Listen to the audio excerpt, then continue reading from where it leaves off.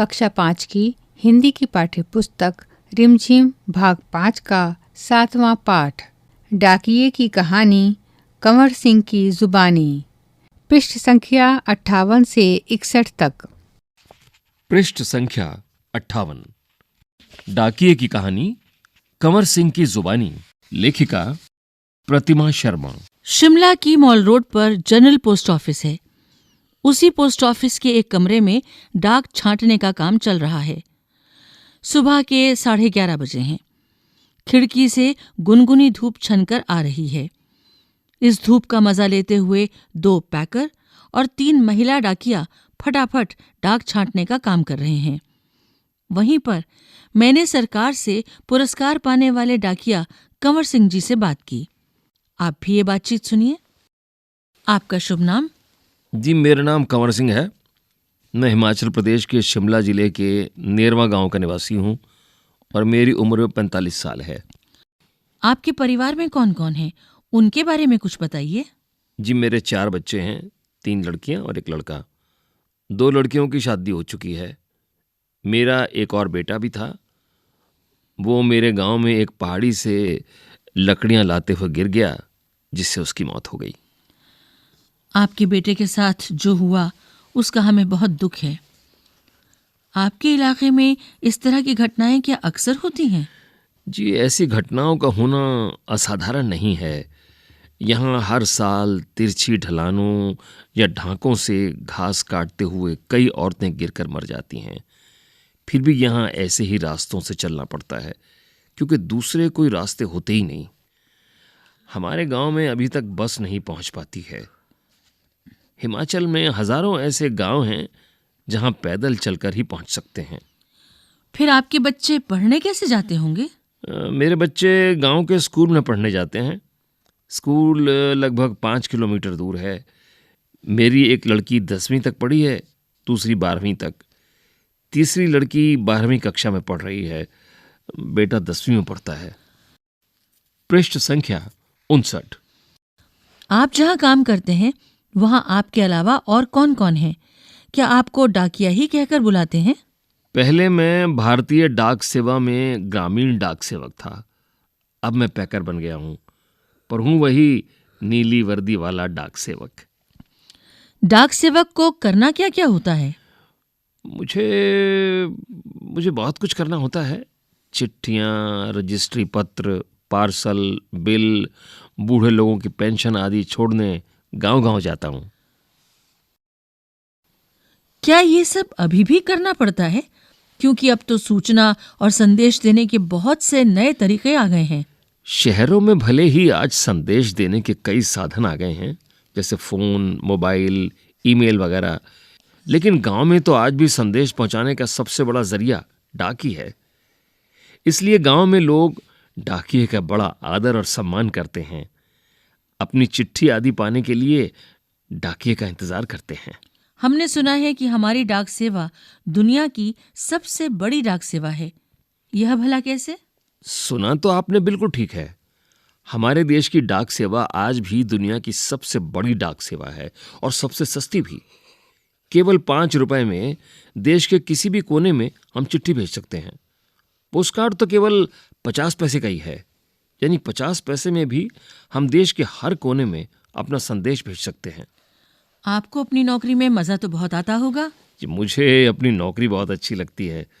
जब मैं दूर नौकरी करने वाले सिपाही का मनी ऑर्डर लेकर उसके घर पहुंचाता हूं, तो उसके बूढ़े माँ बाप का खुशी भरा चेहरा देखते ही बनता है। ऐसे ही जब किसी का रजिस्ट्री पत्र पहुंचाता हूं, जिसमें कभी रिजल्ट, कभी नियुक्ति पत्र होता है, तो लोग बहुत खुश होते हैं। बूढ़े दादा और बूढ़ी नानी तो पेंशन के पैसे मिलने पर बहुत ही खुश होते हैं। 6 महीनों तक वे मेरा इसके लिए इंतजार करते हैं। हिमाचल में बूढ़े लोगों को पेंशन हर 6 महीने के बाद इकट्ठी ही दी जाती है। पृष्ठ संख्या 60। आप क्या शुरू से ही इसी डाकघर में काम कर रहे हैं? शुरू में तो मैंने लाहौल स्पीति जिले के किब्बर गांव में 3 साल तक नौकरी की है। ये हिमाचल का सबसे ऊंचा गांव है। इसके बाद 5 साल तक इसी जिले के काजा में और 5 साल तक किन्नौर जिले में नौकरी की है। उस वक्त इन गांव में टेलीफोन नहीं थे, बसें भी सिर्फ मुख्यालयों तक ही जाती थीं। अभी भी ऐसे कई गांव हैं जहां ना तो बस जाती है और न ही वहां टेलीफोन है। ऐसे जगह में ग्रामीण डाक सेवक का बहुत मान किया जाता है। आप पहाड़ी इलाके में रहते हैं, जाहिर है डाक पहुंचाना आसान काम तो नहीं होगा। हाँ, मुश्किलें तो आती ही हैं। जब मैं किन्नौर जिले के मुख्यालय रिकांग पीओ में नौकरी करता था तो सुबह 6 बजे मेरी ड्यूटी शुरू हो जाती थी। मैं 6 बजे सुबह शिमला जाने वाली बस में डाक का बोरा रखता था और रात को 8 बजे शिमला से आने वाली बस से डाक का बोरा उतारता था। पैकर को ये सब काम करने पड़ते हैं। लाहौर और लाहौल स्पीति हिमाचल प्रदेश के बहुत ठंडे तथा ऊंचे जिले हैं। इन जिलों में अप्रैल महीने में भी बर्फबारी हो जाती है। बर्फ में चलते हुए पैरों को ठंड से बचाना पड़ता है, वरना स्नो बाइट हो जाते हैं जिससे पैर नीले पड़ जाते हैं और उनमें गैंग्रीन हो जाती है जिससे उंगलियां झड़ सकती हैं।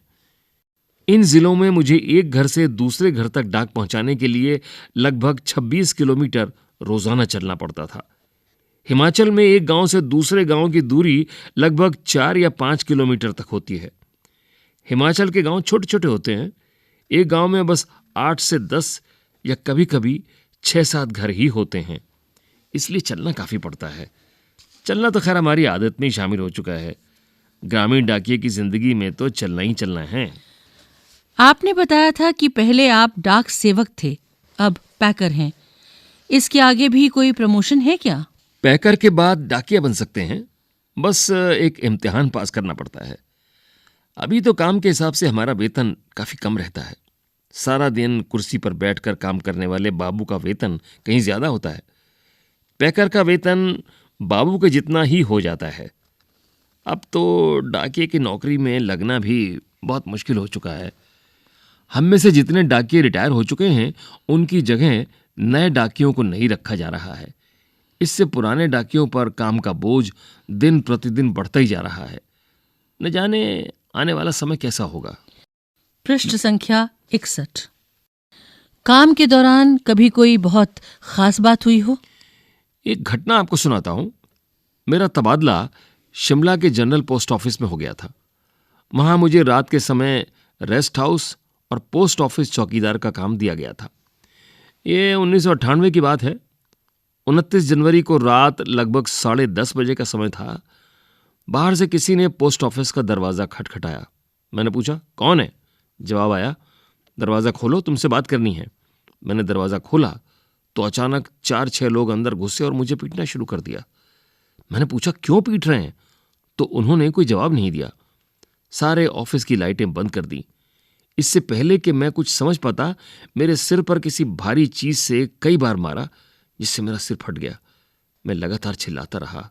उसके बाद मैं बेहोश हो गया और मुझे कुछ भी ना पता चला। अगले दिन जब मुझे होश आया तो मैं शिमला के इंदिरा गांधी मेडिकल कॉलेज के अस्पताल में दाखिल था। सिर में भयंकर दर्द हो रहा था। उन दिनों मेरा 17 साल का बेटा मेरे साथ ही रहता था। उसी से पता चला कि मेरे चिल्लाने की आवाज़ सुनकर लड़का और ऑफिस के दूसरे लोग जो नज़दीक ही रहते थे दरवाज़ों के शीशे तोड़कर अंदर आए और मुझे अस्पताल पहुंचाया। मेरे सिर पर कई टांके लगे थे। उसकी वजह से आज भी मेरी एक आंख से दिखाई नहीं देता। सरकार ने मुझे जान पर खेलकर डाक की चीज़ें बचाने के लिए बेस्ट पोस्टमैन का इनाम दिया। ये इनाम 2004 में मिला। इस इनाम में 500 रुपये और प्रशस्ति पत्र दिया जाता है। मैं और मेरा परिवार बहुत खुश हुए। आज भी मैं गर्व से कहता हूं, मैं बेस्ट पोस्टमैन हूं।